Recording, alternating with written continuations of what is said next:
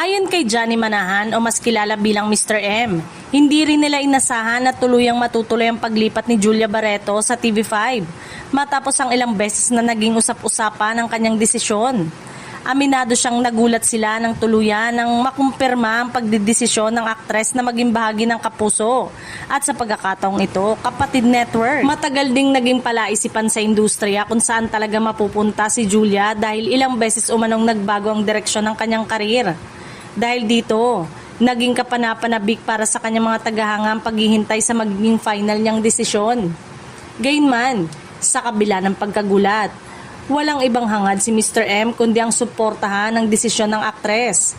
Para sa kanya, mahalaga na maging masaya si Julia at mapili nito ang landas na sa tingin niya ay makatutulong sa kanyang karir at personal na paglago.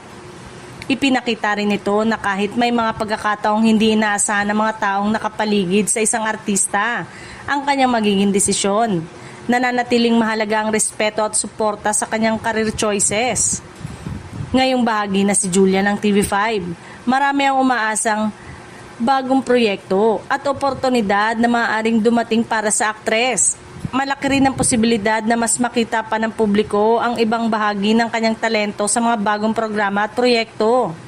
Sa huli, bagamat nabigla si Mr. M sa naging desisyon ni Julia, mas nangingibabaw pa rin ang kanyang suporta para sa aktres.